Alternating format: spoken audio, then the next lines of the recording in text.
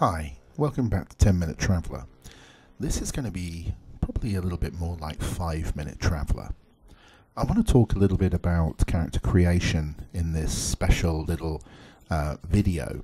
I've talked about how to create a character, and for the most part the methodology that I've talked about is the right way of doing things. But what I want to talk about in this video is I want to talk about some of the other books that are available, which add another dimension to the way that you can actually create a character. Now, the main books that I'm talking about would be Mercenary, that you can see on the screen, and then it would be Book 5, which would be High Guard, Book 6, which would be Scouts.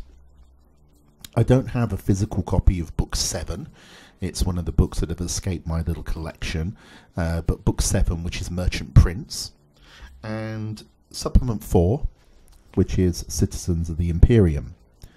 Now, Citizens of the Imperium is an interesting book because it gives you the option of creating characters that are a little bit outside of the normal realm of just military type of characters, because if there's one thing that Traveller does feel like, at least if you're making standard characters from the standard books, they can come out as a little bit militaristic.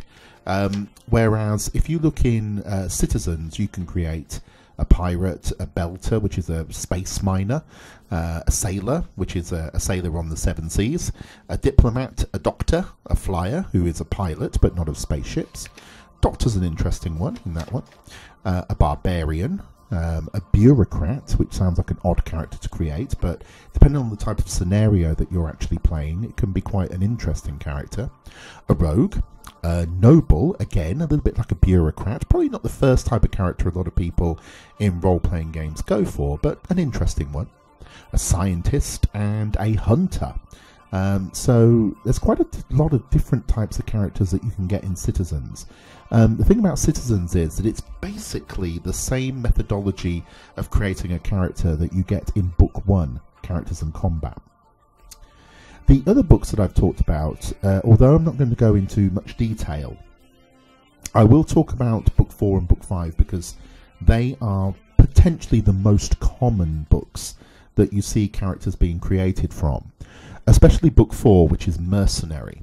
Now, Mercenary is essentially creating characters from the army. As you can see here, one of the very first sections is the regular army. Now, why is this different from creating the characters in Book 1? Well, Book 4, Book 5, Book 6, and Book 7 take character creation to a different level. And the way that they do that is that they break down the way that you serve your 4-year terms into a much more in-depth and potentially more lucrative in terms of the skills that you get process. Now you'll see in this book here that if you go through how you actually create the character, and the reason that I'm not going to do a video about creating a character for each of these different books is that it can be quite a long and drawn out process. You can be commissioned as an officer, you can be a regular, you have to go to specialist assignments, specialist schools, you have various different areas of the services that you get into, and so on and so forth. And there's a number of different parts that you will need to go through. Now, if you are creating a character based on these books, it's worthwhile letting the referee know that that's what you're going to do. In my game, which I'm about to start on Roll20, actually this is May of 2020, in my game what I'm doing is I'm giving people who've created characters in Citizens and on Book 1 a little bit of an advantage against characters created in Mercenary and High Guard and Scouts, or indeed Merchant Prince, because you do get more skills, because those 4 years are broken down into a series of 4 different opportunities, and sometimes you have the opportunity to get more skills as you go through that.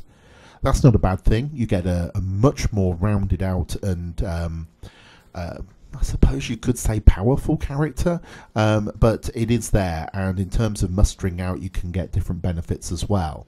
I think it's only fair to do that. Also, the thing that you need to watch out for here is that there are certain skills that you cannot get in Book 1 For example, there is a skill here, battle dress. You can't get that in book 1. Gun combat is different in book 1 as well.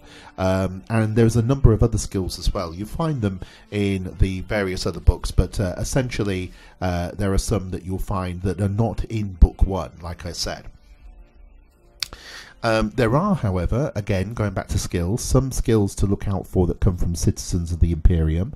An interesting one such as bow skill will come from there, but it's usually book 4 that has the skills that we really look for.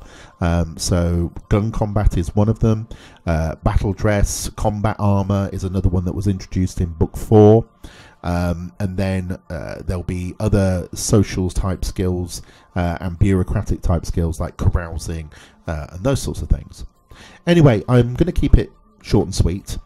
So those are the books to look for.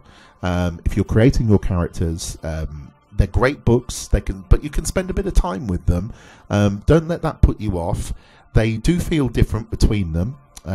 If one day I get the time and the energy to be able to put together a whole video of how to create a character in High Guard or how to create a character in Mercenary, I will certainly do that, but I'd like to get on to a few other things as well. So in the following videos that are going to be coming up soon, I'm going to be looking at something interesting. I'm going to be looking at combat, damage, healing, or the lack of it. I'm also going to look at psionics, and she'll start then branching out into the realms of such things as space and even spacecraft. Anyway, that's all for now. Catch me again in the next video. Thank you very much.